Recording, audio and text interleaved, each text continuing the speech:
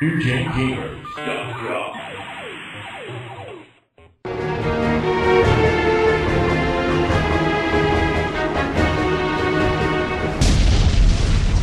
We were looking through the manual earlier, and there was quite an odd picture of one of these digitized characters, and when they hike the ball, they kind of have the football in front of their crotch, and it's just looked like he had something. It looked like Custer's Revenge, censored. So that's where they got the idea.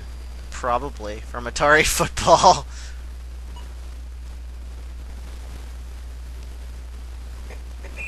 Oh. Apparently, I saw the crease there. So we were talking about the crash and how Atari caused it all. Yeah, it basically, things started going bad in 82. 83 was the death of pretty much everything. The market was flooded, games lost value tremendously, and the systems weren't moving, and everything just quit at once. One of the important notes to make in 83 was by the time that come around and everyone was losing money like that, Ray was fully in charge of Atari. He had chased away most of the creative talent through his treatment. Yeah, and a lot of them went on to create their own companies who would go on to be third-party developers for Atari, such as Activision, iMagic, and later Activision would have a million friggin' offshoots from that. Basically all the A companies, Accolade, Absolute, Acclaim, everyone came off of that. So, Atari chased off their talent and were left with a bunch of corporate schmucks, and it didn't fare well for them. No, and a lot of their developers or their programmers were already angry at them for lack of any kind of compensation for the games they made. They were basically salaried workers making creative products, and that just doesn't work. He's go all the way. If they didn't run so slow, come on, you're almost there. Tick, tick, tick, tick, tick, tick, tick, tick, tick. And touchdown!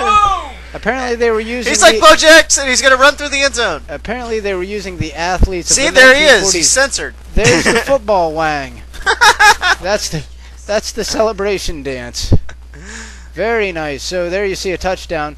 So this was an okay game, but they had some good arcade stuff, but it wasn't the right system at the time. It wasn't strong enough against the Intellivision, and the Coleco one-upped it, and so nobody wanted it. Yeah, that was the main problem with the 5200. The lack of backwards compatibility played a major role in that. That's a huge factor. These 5200 carts are gigantic, and you can't put the 2600 ones in, so basically you had to start with a fresh library, and they didn't have a lot out of the gate even to support the thing. Well, not to mention the lack of backwards compatible controllers as well. Yeah. So you had to buy these controllers, and so I think Atari learned a lot on this, and you see the 7800, which was proposed before the crash came along, really would have done well with what they had tried. I think they got it right with the 7800.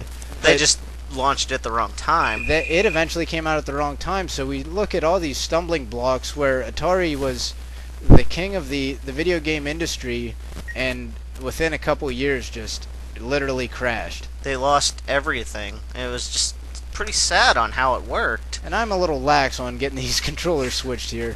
Sorry. Oh, it's Duck okay. has to keep getting them for me. It's this is annoying. I don't know if there is a one-player mode you can get into, but we couldn't figure it out. And well, we're gonna end this at 9-0. Oh, safety!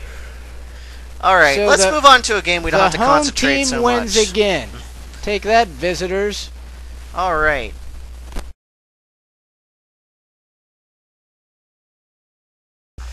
Let's kicks it. Or quicks it, like quicksand.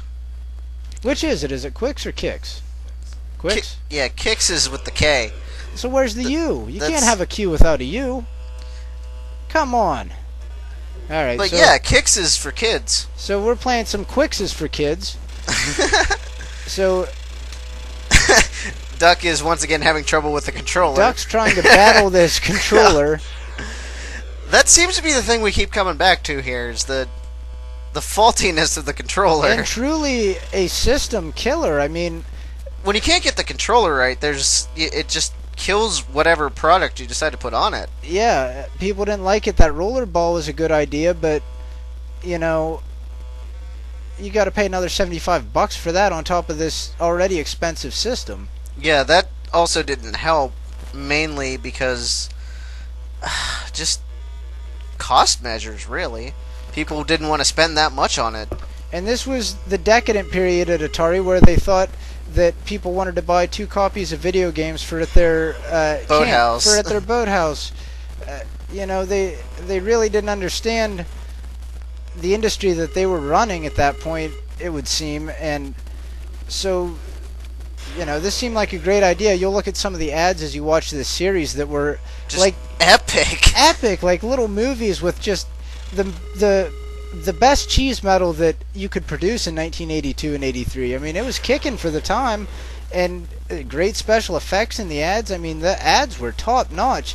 They had a lot of corporate support. They had big names such as Midway, Taito, and Namco, which were arcade giants, essentially running the arcades. Yeah, these guys had the big stuff, and they brought that big stuff to the system. So Atari really shot themselves in the foot with little things. Well, not to mention Atari's own arcade line, which was still top of the line. Yeah, they had a lot to bring to the table at this point. This really should have been, as it was dubbed, the Atari 5200 Super System. It was a super system, especially in size. Yeah, it's definitely one of the larger consoles you're going to come across. I swear to God, this thing could sit on a PS3 and break it. Dear Lord. I didn't think I'd ever see a console bigger than that. This thing ate young children at times. It was known. You had to keep it away from the younger people in the household because it was that intense. And if you watch these ads, you'll see why, such as the Joust ad. Watch for that. Oh, well, it kind of helps that you have your own cooler on the back of the console there, or whatever you wanted to use it for. Yeah, you had a nice little storage area in the back for no real good reason.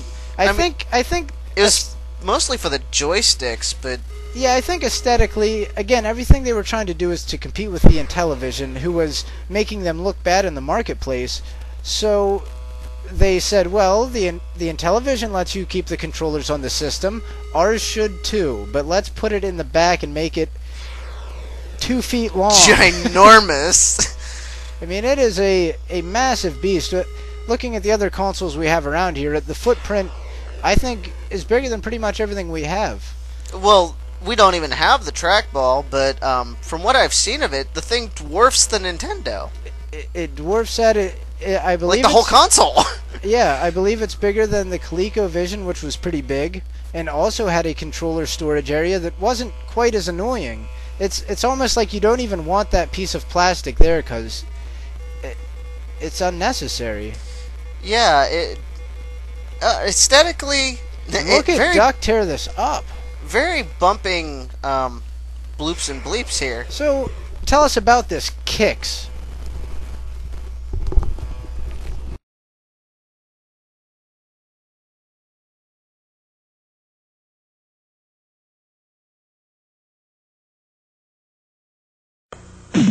The most earth-shattering dig-dug. Super System. The most realistic joust. Super System. Pole position at its hair-raising best. Super System. Only on the Atari 5200 Super System.